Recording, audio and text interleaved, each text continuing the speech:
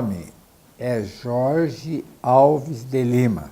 Eu nasci em Joaquim Távora, estado do Paraná, mas a minha família do meu pai é campineira. A minha avó, Escolástica de Andrade, era prima irmã de Guilherme de Almeida.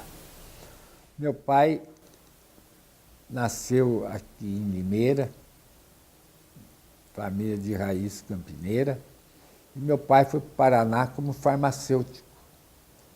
Lá conheceu a minha mãe e lá eu nasci.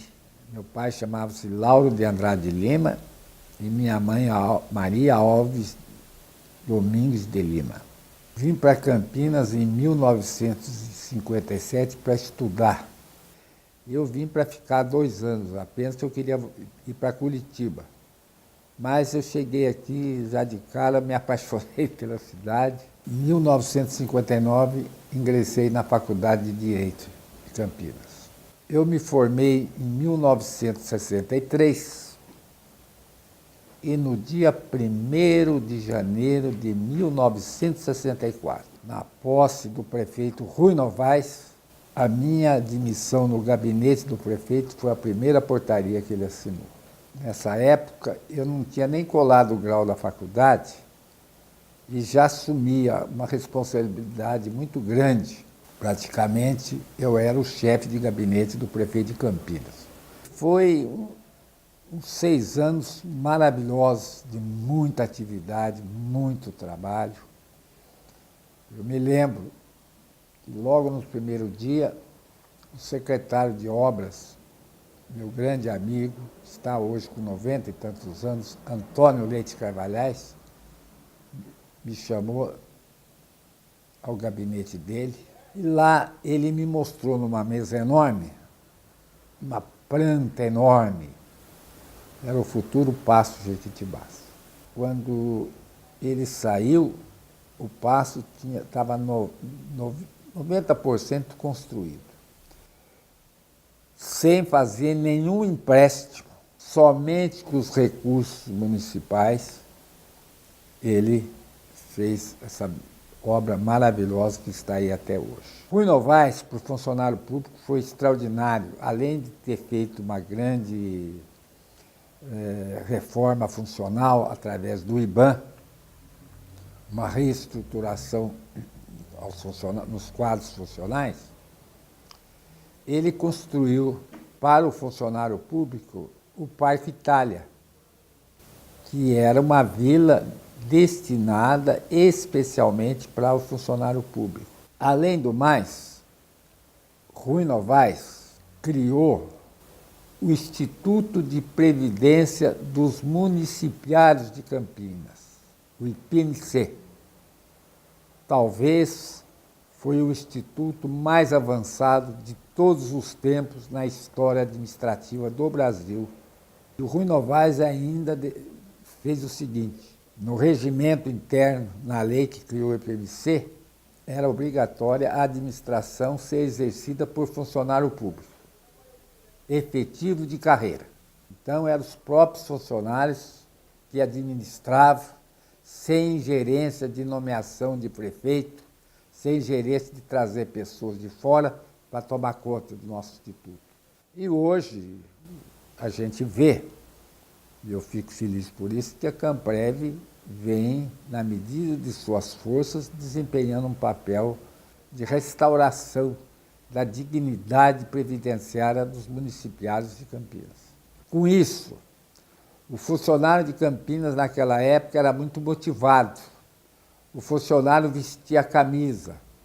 O funcionário tinha orgulho de ser funcionário público de Campinas. Depois dessa trajetória minha no gabinete do prefeito, que foi até o 31 de dezembro de 1968, eu fui para a Secretaria dos Negócios Jurídicos.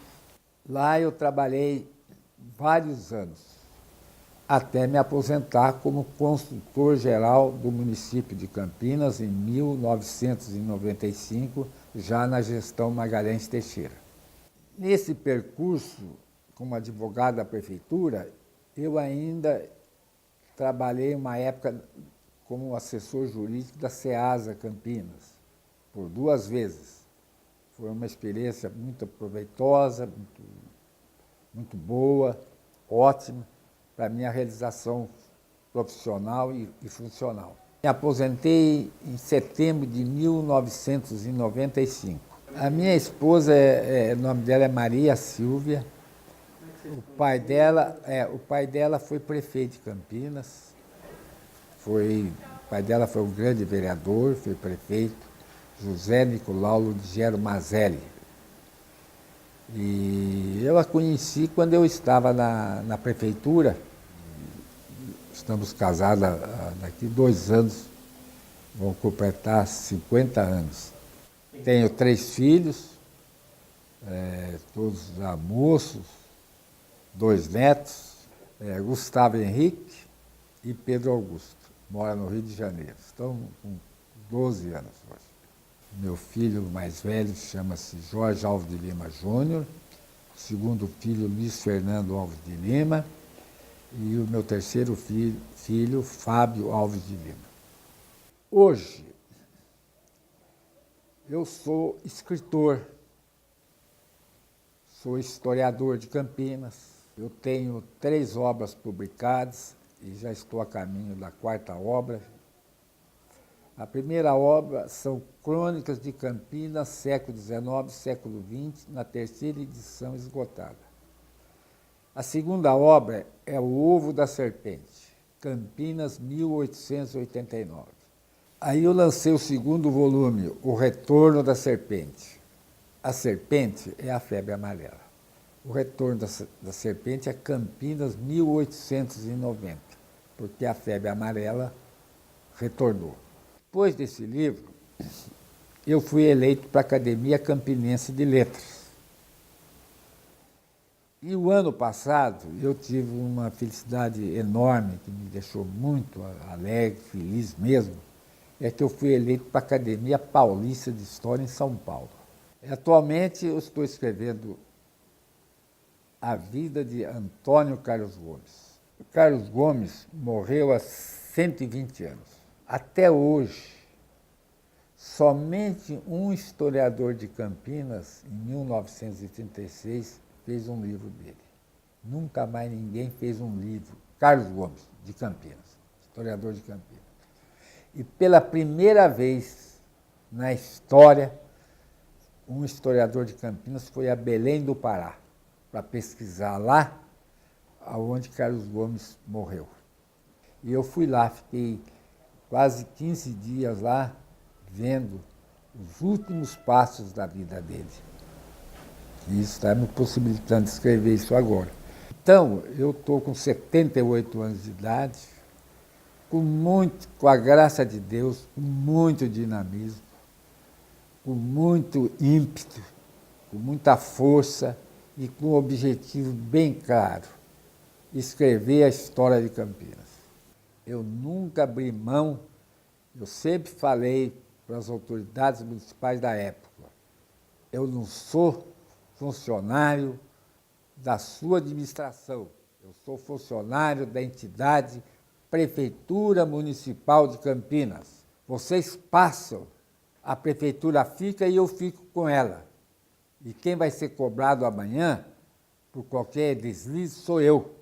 Então, o conselho que eu dou sempre aos funcionários públicos, municipais, a minha experiência, minha modesta experiência, é isso: seja funcionário da prefeitura, não de administração de A, de B ou C.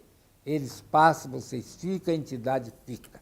E a nossa responsabilidade é com o município de Campinas, é com a nossa entidade, a nossa querida Prefeitura Municipal de Campinas. Então, eu não gosto de aconselhar ninguém, mas a gente sempre gosta de trocar umas ideias com os colegas. Eu sempre falo: a gente nunca pode perder o dom de sonhar, o dom de ter um objetivo, de ter uma meta. Porque quando você tem uma meta, você luta rumo dela para você atingi-la. E quando você fica sem meta, sem nada, aí você morre em vida.